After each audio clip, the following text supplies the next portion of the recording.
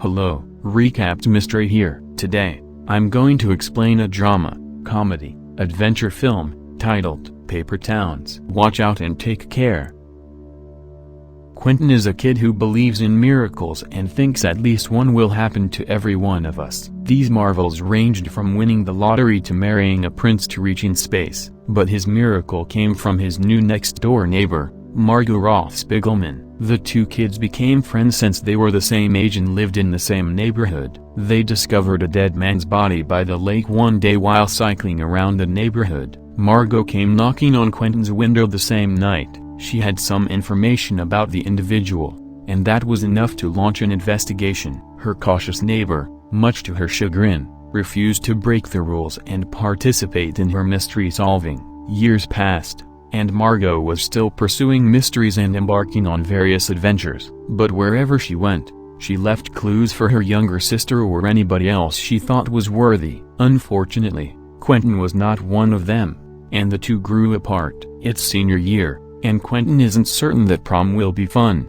despite his mother's efforts. When he sees Margo with her boyfriend and group of cool friends, this idea fades. Quentin joins Radar and Ben, his two mates. Ben is the group's comic relief and a flirt. He tries to ask a girl to prom but is flatly refused. Radar, on the other hand, is the astute observer. Despite his family's desire to break the record for the most black Santas in the house, he maintains a committed relationship with Angela. Quentin had made up his decision to be a straight-A student, get into college, meet someone fresh, and forget about Margo. Everything was going swimmingly until that fateful night. Margo enters Quentin's room through the window. She requests to borrow his mother's automobile because her parents were used to her late-night impromptu adventures and had hidden their car keys. Margo also requires the perplexed Quentin to be her getaway vehicle in order to deal with her 9 difficulties of the night. Instead, Quentin asks whether her boyfriend,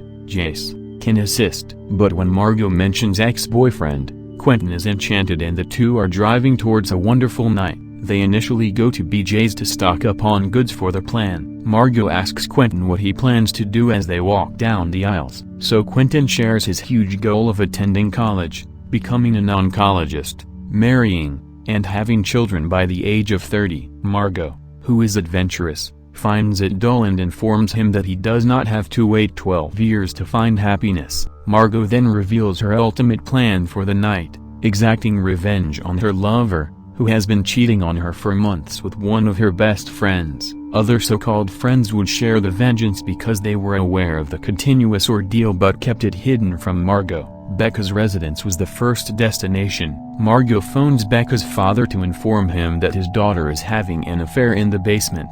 The enraged father arrives to track down the man his daughter is sleeping with. He leaps out the window just in time for Quentin to photograph the most popular student in high school, as well as Margo's ex-boyfriend, Jace. While Becca is having a heated dispute with her father, the two heroes of the night make their way to her room. Margo leaves the traitorous stinky fish, a sticky note and her characteristic hem spray in her closet. Lacey's is the next stop.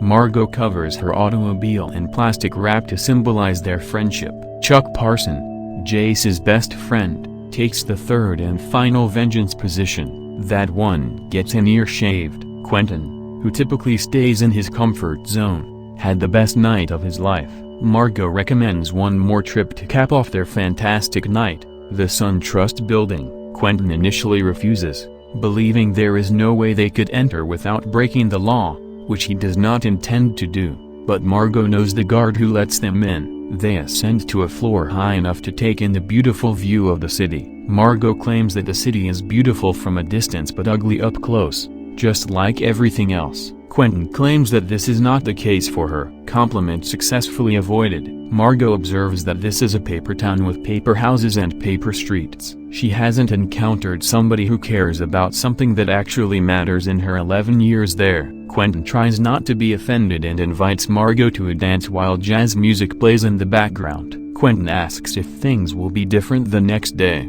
hoping that this night will be the start of new beginnings for him and Margo. Margo responds with a firm hug and tells Quentin not to stay in his comfort zone. The next day, Quentin is overjoyed at the prospect of meeting Margo. Jace knocks him against a locker just as he is picturing his utopian futures, but Quentin refuses to let Jace intimidate him, instead displaying him the picture from last night. Quentin's next move was thwarted when Margo vanished. She never returned to school after that night. When Quentin returns home, he discovers Margo's parents, as well as a pair of detectives, in his house. They question Quentin when he last saw her and if he has any idea where she is. The boys are hanging out in Quentin's room, discussing prom, Ben's fictitious girlfriends, and Radar, who is keeping his intimacy with Angela for after graduation. Quentin returns from the loo and, before returning to his seat, observes a poster in Margo's window. They proceed to Margo's house to conduct additional inquiry. Her younger sister opens the door,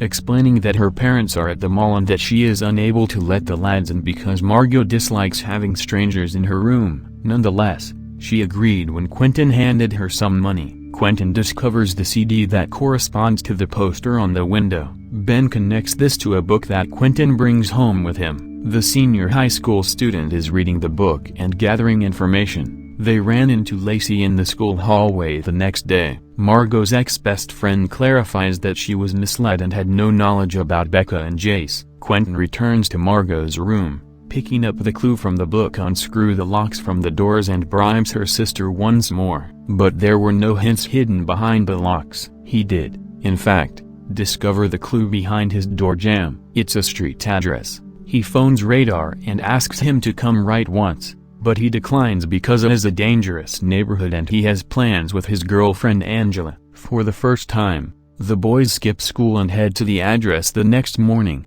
It's an abandoned store with several racks and road atlas publications. "You will go to the paper towns and never return," is scrawled on the wall. Back in school, the straight-A student missed a pop quiz the day before while on his short escapade. Lacey approaches Quentin and asks whether there is any news on Margo. She also informs him that there will be a party at Jace's and that everyone will be attending. Quentin returns to the abandoned store after class. He falls asleep and dreams about Margo. A drunken telephone call Ben wakes him up.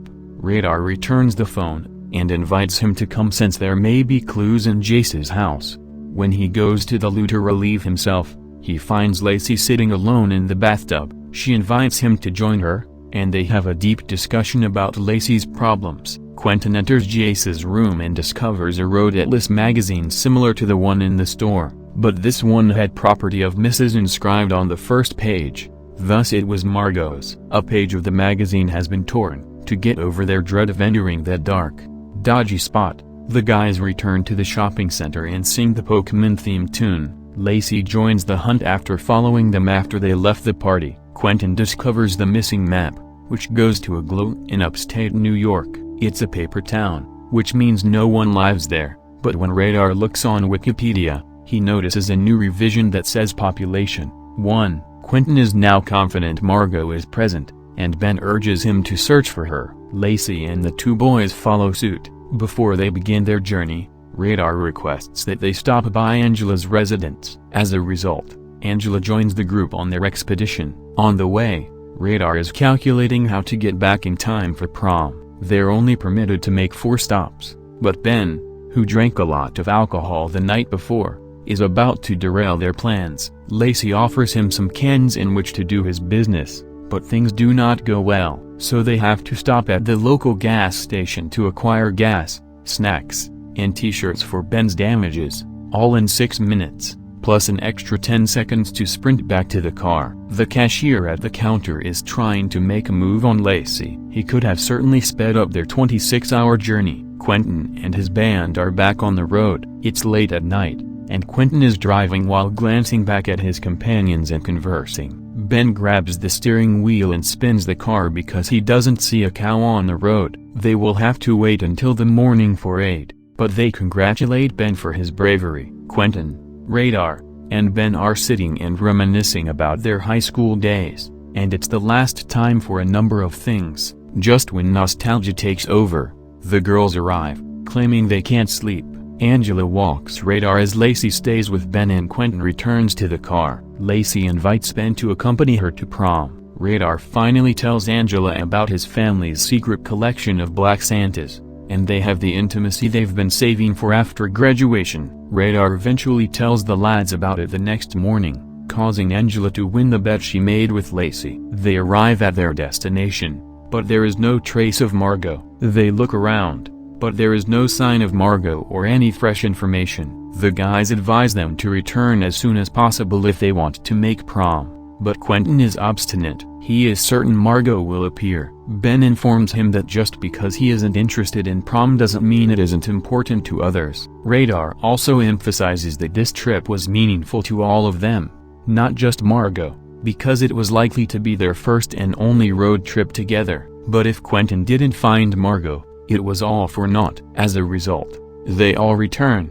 leaving Quentin behind. Quentin buys a bus ticket back to Orlando after losing hope. He notices a female passing by while browsing among the snacks at the market. He steps outdoors, and it is Margo. She is perplexed as to why Quentin is there and how he got there. With all the clues she left behind, it turns out it wasn't a treasure hunt. She merely left to let folks know she was fine, like she always does, but not with the purpose of convincing people to follow her. The abrupt realization takes Quentin by surprise, and he ends up declaring his love to Margo. Margo invites Quentin out for a drink to further explain things. She intended to take this leave after graduation, but her unfaithful partner made her loathe everything about that place, so she implemented her plan immediately away. Margo Ross Spiegelman, as everyone knew her, was a fantasy. In truth, she was only a paper girl who came to a paper town to contemplate, learn about herself, and discover who she truly is. Quentin was her first companion in crime, and she vowed to make it her last that night. She apologizes for deceiving Quentin, but he appreciates her because she paved the way for many new experiences. She invites him to join her before they split ways, but he declines. Margo was not the amazing tale he imagined her to be. She was just a lost girl searching for herself. Quentin disproves his initial conviction that not everyone is destined for a tremendous miracle,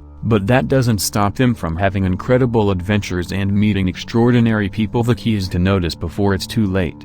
Please subscribe to assist the channel, turn on notification and leave a like. Thank you for taking the time to watch. See you again soon.